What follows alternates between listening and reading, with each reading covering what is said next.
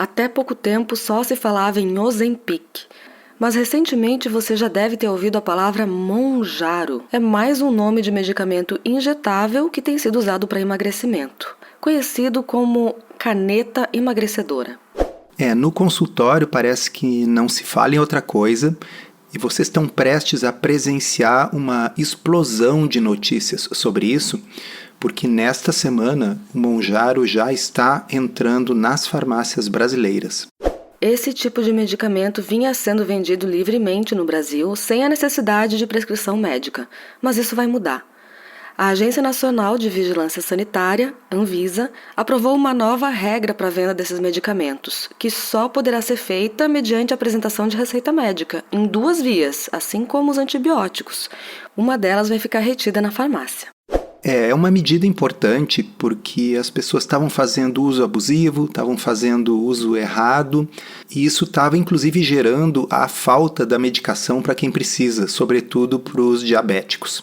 A Anvisa destacou que o controle mais rigoroso busca proteger a saúde pública e garantir um uso seguro desses medicamentos, também inibindo o uso recreativo ou sem respaldo clínico. A norma passa a valer 60 dias após a publicação no Diário Oficial da União, ou seja, a partir de junho de 2025.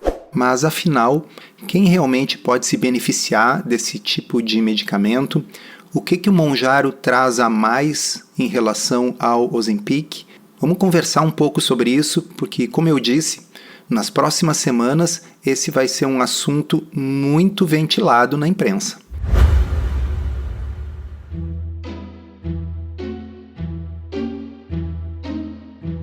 Comida sem filtro. Saúde, low carb, estilo de vida, evidências científicas e, claro, nossas opiniões.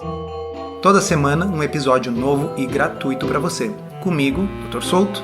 E comigo, Sari Fontana. Para ser avisado a cada novo episódio e receber as referências bibliográficas no seu e-mail, cadastre-se em drsolto.com.br/podcast.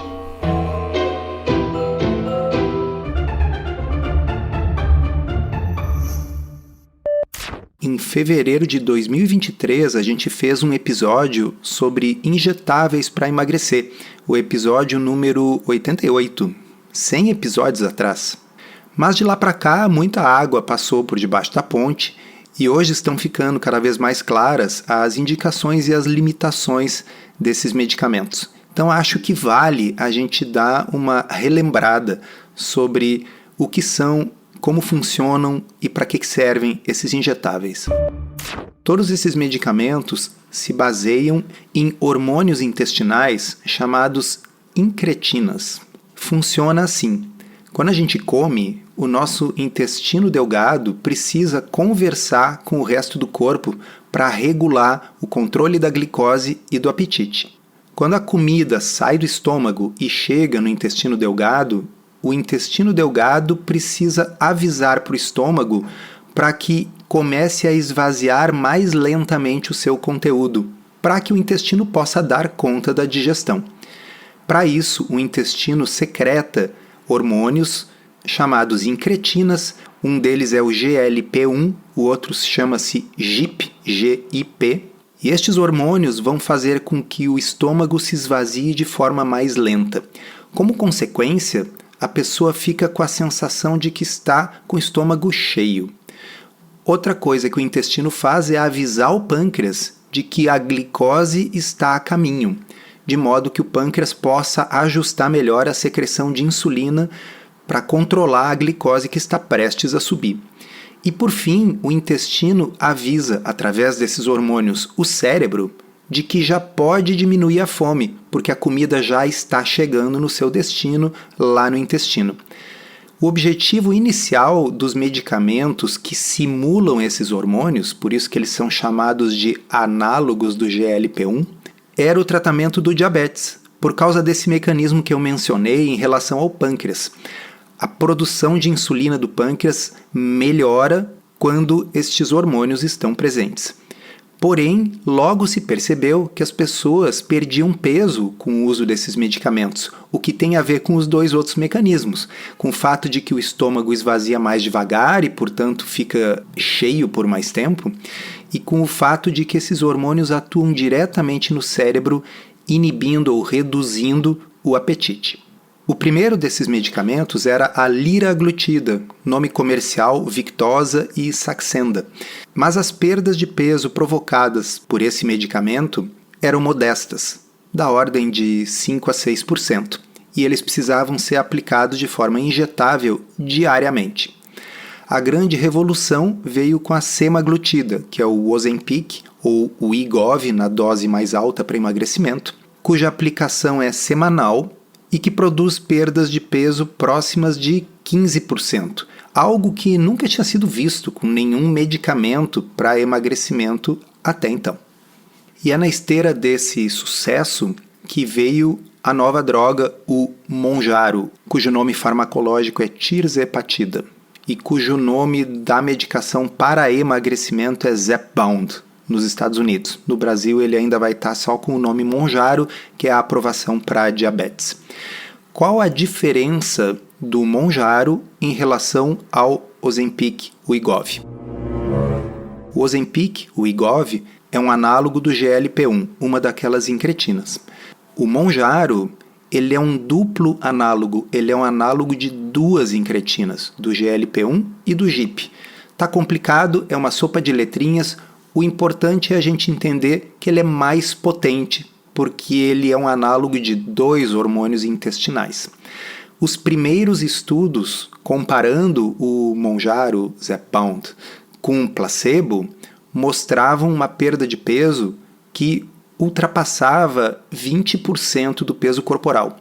Pessoal, para vocês terem uma ideia, não apenas isso é bem mais do que o Ozempic, que ficava na faixa de 15%, mas isso é compatível com o que a gente vê de perda de peso com cirurgia bariátrica. Então, nada parecido tinha sido visto com nenhum tratamento farmacológico da obesidade.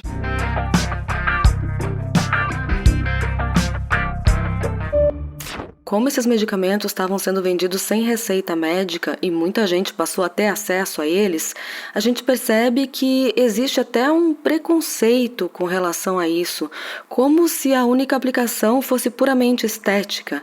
Mas é importante lembrar que existem pessoas que têm uma indicação real para eles e que pode ir muito além da estética. A gente já conversou várias vezes aqui no podcast sobre o set point de peso, quer dizer, aquele peso que o seu corpo acha que é o peso certo. O que caracteriza a obesidade é que essa regulagem, esse peso referência, esse set point, está num valor elevado. Então a gente tem que ter em mente que o emagrecimento não conserta esse set point.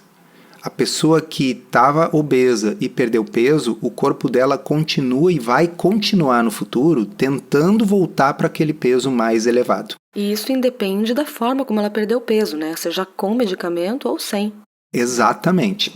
E, portanto, a gente precisa de diferentes formas de controlar o apetite depois que a pessoa emagreceu para evitar que ela ganhe esse peso de novo. Nós, inclusive, já mencionamos aqui no podcast, no episódio 146, que uma dieta de baixo carboidrato pode permitir que a pessoa elimine esses medicamentos sem ganhar o peso de volta. Não é mágica, é o fato de que é uma estratégia alimentar que também inibe o apetite, mas alguma coisa que mantenha o apetite inibido será necessário.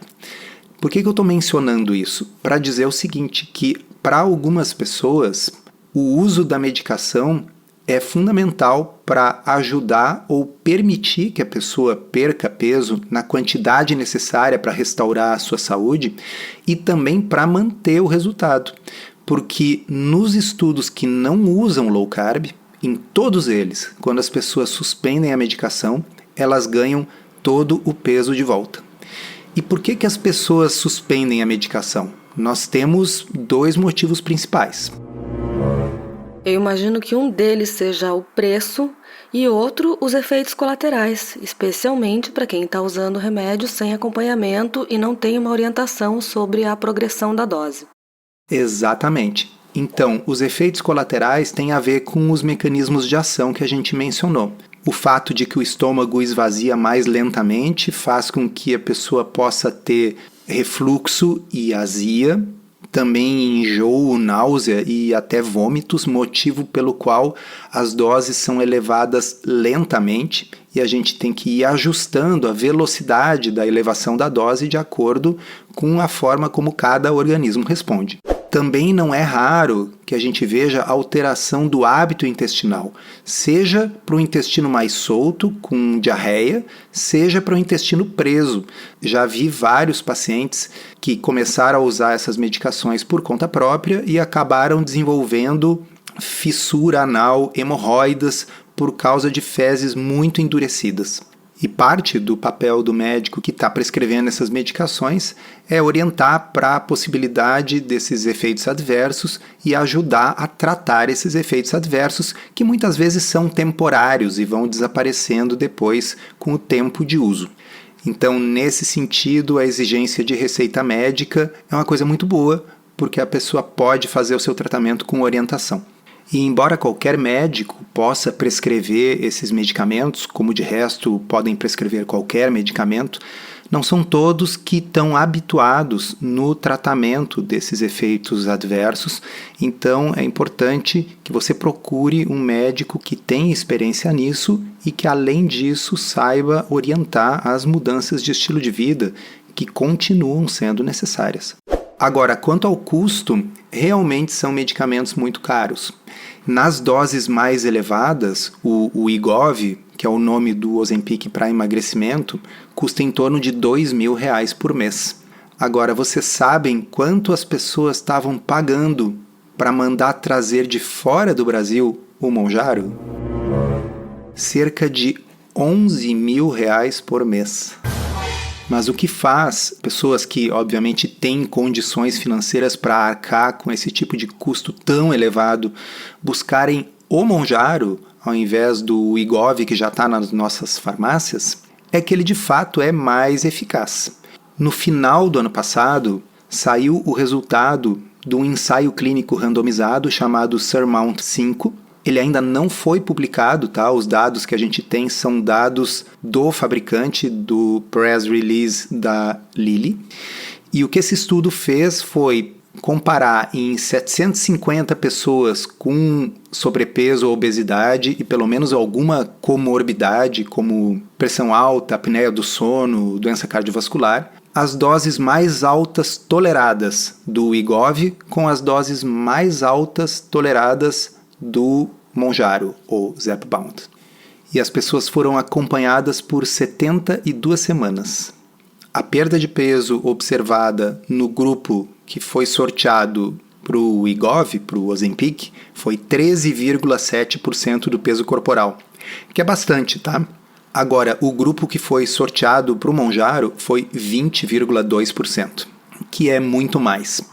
Os efeitos colaterais foram semelhantes entre os grupos. Então, eu diria que não é exatamente verdade que o Mounjaro tem menos efeitos colaterais. Os efeitos colaterais são parecidos e são os mesmos que eu citei antes. Porém, com o mesmo nível de efeito colateral, você tem quase o dobro da eficácia. Então, sim, eu acho que é um medicamento que virá para revolucionar em cima de outro que já veio para revolucionar. Essa é uma medicação que, se a gente olhar a bula, vai estar descrita como indicada para tratamento de diabetes tipo 2, certo? Certo. Deixa eu até ajudar as pessoas a desfazerem essa confusão, essa sopa de letrinhas, esses nomes todos. Esses medicamentos foram originalmente aprovados para o tratamento do diabetes. Então, a semaglutida foi aprovada com o nome Ozempic e a tirzepatida foi aprovada com o nome Mounjaro para diabetes. E o que se fazia era o uso off-label desses medicamentos para emagrecimento. Por motivos regulatórios, os laboratórios preferiram registrar o mesmo remédio com outro nome para emagrecimento. Então, a versão para emagrecimento do Ozempic chama-se Wegovy. E a versão para emagrecimento do Mounjaro chama-se Zepbound. E no Brasil está aprovado e vai entrar agora em maio o Mounjaro e o Zepbound provavelmente alguns meses depois. Mas só para vocês entenderem por que esses nomes diferentes para um mesmo remédio. Ozempic E o Wegovy é a mesma coisa, Mounjaro e Zepbound são a mesma coisa. Agora, Sari, você sabe quanto % das pessoas abandonam o uso do Mounjaro depois de um ano nos Estados Unidos? Não tenho a menor ideia. 55%. E isso em um estudo científico, com todo o suporte profissional. E eu acho que isso tem 2 motivos. Um deles, obviamente, são os efeitos adversos, né? Então, para muitas pessoas, uma sensação meio que permanente de um certo enjoo, ou alterações no funcionamento do intestino, ou azia, são toleráveis enquanto a pessoa está perdendo peso e vendo a balança baixar. Mas depois que o peso estabiliza, porque todo mundo chegará num platô, seja com dieta, seja com remédio, aí as pessoas já não estão mais perdendo peso e começam a ficar, portanto, muito incomodadas com aquele enjoo crônico, com esses outros sintomas gastrointestinais. Mas um outro motivo, eu acho que vem de um equívoco de pensamento, de que você só precisa de uma intervenção que reduza o apetite até você perder o peso. E que depois que você perdeu o peso, bem, aí basta você comer normalmente sem exageros e assim você vai manter o peso.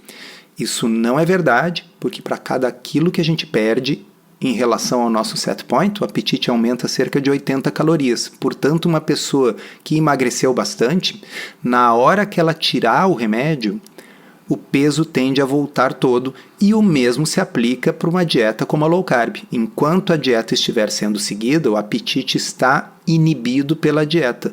Na hora que essa dieta for interrompida e a pessoa já emagreceu, ela vai se encontrar mais magra e com mais fome, porque agora já não tem mais a dieta que estava inibindo o seu apetite, e o peso vai voltar.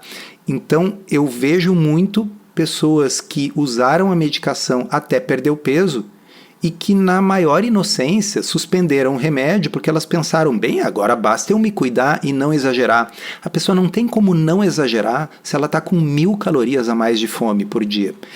Então, ter este conhecimento de que o emagrecimento provoca fome e que para o resto da vida você vai precisar de alguma coisa que mantenha essa fome sob controle é muito importante. Seja para não descontinuar totalmente a medicação, seja para, caso você começou com a medicação e pretenda descontinuar, saber que você precisa então de uma dieta que iniba o seu apetite. Alguma coisa que iniba o seu apetite precisará ser mantida por tempo indeterminado. Como vocês sabem, eu gosto muito de podcast, mas o que eu gosto mesmo é de escrever. Tanto que eu lancei o meu livro em 2023, Uma Dieta Além da Moda, mas esse processo de escrever o livro fez com que eu tivesse que deixar o meu blog um pouco em segundo plano. E uma forma que eu encontrei de retomar a constância nas publicações do blog foi criar uma área de membros do blog Ciência Low Carb. A área de membros funciona num sistema de assinatura com recorrência mensal ou anual, e nesse espaço eu coloco conteúdo novo semanalmente sobre saúde, alimentação, estilo de vida, ciência, emagrecimento, sempre com um olhar crítico e trazendo o que tem de mais atual para vocês. E ali também eu concentro as minhas interações com os leitores. Então, muito obrigado a todos os assinantes que viabilizam a continuidade desse trabalho que eu tanto gosto de fazer e que me permitem dedicar parte do meu tempo de consultório para isso. Quem quiser saber mais é só acessar drsolto.com.br, clicar em área de membros e lá no final da página vocês vão poder ver os títulos e a prévia de todas as postagens que já estão lá. E agora, pensando no risco do uso prolongado desses medicamentos, como eles reduzem bastante a fome, a gente sabe que pode acontecer de as pessoas comerem muito pouca proteína, e isso pode levar a prejuízos também a longo prazo. Sim, muito importante, muito bem lembrado. A primeira vez que isso ficou evidente foi justamente no ensaio clínico randomizado do Wegovy, em que se constatou que até 40% do peso perdido era de massa magra nas pessoas que estavam usando a medicação. Pessoal, isso é muito alto. E aí, como a Sari falou, tem 2 componentes. Um deles é que essas pessoas não estavam sendo orientadas a fazer treino de força. Isso é muito importante durante o emagrecimento com qualquer método. Mas a segunda coisa é que quando as pessoas estão com muito pouca fome, elas tendem a comer pouco de tudo, inclusive, principalmente de proteína. Pense assim, se você está usando um remédio que provoca enjoo, o que é mais fácil de comer? Carne ou um biscoitinho? Peixe ou uma fruta? Então as pessoas que não estão orientadas nesse sentido, elas tendem a comer muito pouca proteína. E aí, como elas já estão em déficit calórico, a perda de massa magra é muito grande. É um outro risco desse uso recreativo que as pessoas estavam fazendo com a medicação sem receita. Sim, os números da balança baixam, mas você não quer perder 40% na forma de músculo, né? E para quem está se perguntando, tá, mas e daí? O importante é que a balança vai baixar. Olha só, o músculo, obviamente, ele é fundamental para a qualidade de vida. O músculo que você perde quando é jovem, depois você vai perder ainda mais quando tiver idoso.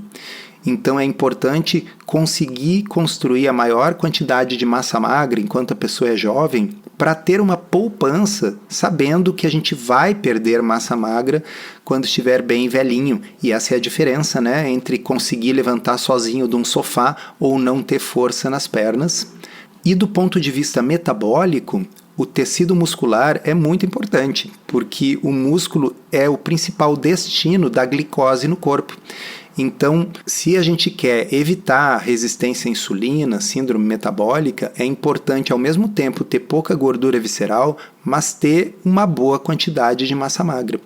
E por fim, como as pessoas fazem o uso recreativo, elas usam até atingir um ponto na balança, aí elas param de usar, aí elas ganham o peso de volta. Mas se 40% do que elas perderam foi massa magra, e quando elas engordam elas ganham apenas gordura, elas terminam com uma composição corporal muito pior do que aquela com a qual elas começaram. Então, não dá para negligenciar esse aspecto, treino de força e proteína, em qualquer tipo de emagrecimento, mas sobretudo quando se está falando desses medicamentos. A gente tem um episódio aqui, no 125, chamado Efeito Ozempic na indústria de alimentos. O que acontece? A indústria já saiu na frente sabendo disso e começaram a pipocar diversos tipos de alimentos para acompanhar essas dietas usando as canetas emagrecedoras. Então eles são, em geral, alimentos com mais proteína. E aí, gente, cuidado redobrado, porque a gente sabe que existem muitas armadilhas nessas composições e nesses rótulos. Na dúvida, é sempre melhor optar pelas proteínas da comida de verdade e não desses suplementos ou de alimentos ultraprocessados. Alguns de vocês que estão escutando podem estar pensando assim, puxa vida, mas eles passaram a vida inteira falando sobre low carb e agora parece que estão só defendendo medicamentos. Pessoal, definitivamente não é o caso. Eu continuo achando que uma dieta pobre em carboidratos, rica em fibras, proteínas e comida de verdade é uma grande alternativa. Para muitas pessoas é só o que precisa, tanto para emagrecimento como para melhorar condições metabólicas, como diabetes, gordura no fígado, etc. Porém, não é todo mundo que consegue seguir a dieta. Tem gente que segue a dieta e mesmo assim não perde a quantidade de peso necessária, porque a inibição do apetite pela dieta varia de uma pessoa para outra. Tem gente que tem muito peso para perder e a dieta tem limitações na quantidade de perda de peso que ela provoca. Tem gente que tem indicação para cirurgia bariátrica, mas não pode fazer a cirurgia por causa dos riscos associados, né? A pessoa precisa, às vezes, emagrecer para conseguir atender aos requisitos para poder passar pela cirurgia. E tem muita gente que até recentemente tinha indicação de bariátrica e que está conseguindo evitar a cirurgia por conta desses medicamentos. Então, eles são, sim, revolucionários. Só não pode ser a festa da uva que estava, com todo mundo comprando isso no balcão da farmácia, sem indicação e sem receita. E como a gente falou, a mudança na alimentação, no estilo de vida, ela será necessária de qualquer maneira. Tanto para que esse emagrecimento aconteça sem uma grande perda de massa magra, como para que possa haver alguma esperança da pessoa poder reduzir ou, eventualmente, suspender a medicação ali adiante. Porque as pessoas que buscam emagrecimento, elas também devem se preocupar, essencialmente, com a nutrição e com a saúde a longo prazo, não só com uma perda de peso na balança que pode ser temporária se não tiver acompanhada pela mudança de bons hábitos, tanto na alimentação quanto na atividade física. Até porque desnutrição emagrece, mas não é boa para a saúde, né? Encerramos assim esse episódio do Comida Sem Filtro, que foi idealizado, roteirizado e produzido por nós. Se você gostou, divulgue para os seus amigos e inscreva-se na sua plataforma preferida para não perder nenhum episódio. As informações contidas neste podcast são apenas para fins informativos e podem não ser apropriadas ou aplicáveis às suas circunstâncias individuais. Este podcast não fornece aconselhamento médico ou profissional e não substitui a consulta com um médico ou nutricionista. Não use este podcast para diagnóstico ou tratamento médico. Qualquer sugestão é apenas uma recomendação geral, que não é específica para qualquer pessoa ou doença em particular.